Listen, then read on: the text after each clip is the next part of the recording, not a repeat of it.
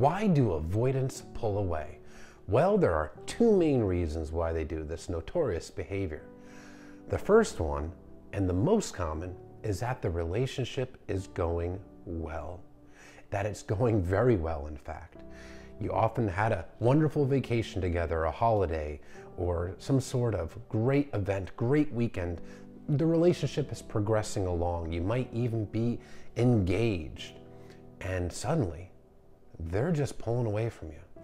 They're busy, they're hard to make plans with, they're stonewalling you, gaslighting you when you're asking what's going on with them, and you feel like you did something wrong. Well, this is because their fear of emotional intimacy has been triggered.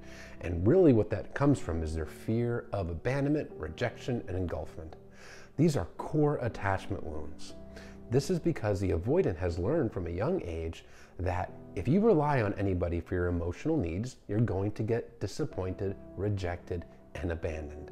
They were emotionally neglected as children, and this also caused them to feel unlovable, and they didn't learn how to express their emotions, so they learned to run from their problems, run from their emotions. And they feel and fear that a good partner, a healthy partner that treats them well is too good for them, better than they deserve. And it's just inevitable that this person is going to figure out that they're too good for the avoidant, and they're going to reject and abandon them. So the avoidant gets scared and they try to create an emotional distance between them and their partner. And this is very blindsiding to the person who's being pulled away from, because everything seemed like it was going wonderfully. But understand, it's precisely because things are going wonderfully that the avoidant is pulling away. It's because this relationship that's growing close is scaring them. Now, the other main reason why avoidants pull away is that there is some sort of disagreement. There is some sort of argument, and avoidants don't communicate well, and they fear confrontation. So even a small disagreement becomes larger than life in the avoidant's head, and they feel like it's just too much to overcome or too much to handle. And they can't even often handle a very small, minor disagreement. It just overwhelms them. Now keep in mind, they don't have the skill set to manage and handle relationship and emotional stress in a healthy way, or life stresses in general. So they tend to get overwhelmed very easily. It's very easy to get overwhelmed when you don't know how to process your emotions.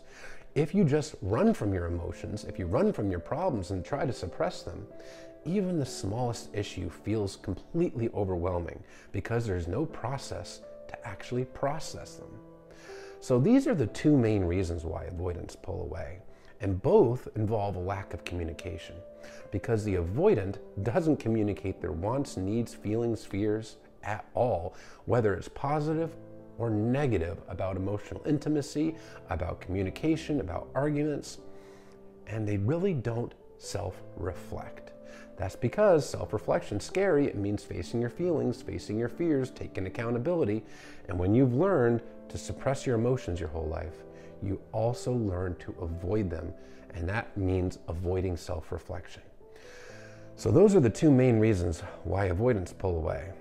And it can be very frustrating to be on the receiving end of this, because there's no effective way to get through to this person. And the harder you try to communicate to them, the more they pull away. That leaves you to ask yourself the question, is this a healthy relationship? Or is this a relationship that is just going to continue to cause you anxiety and cause you worry and eventually cause you heartache?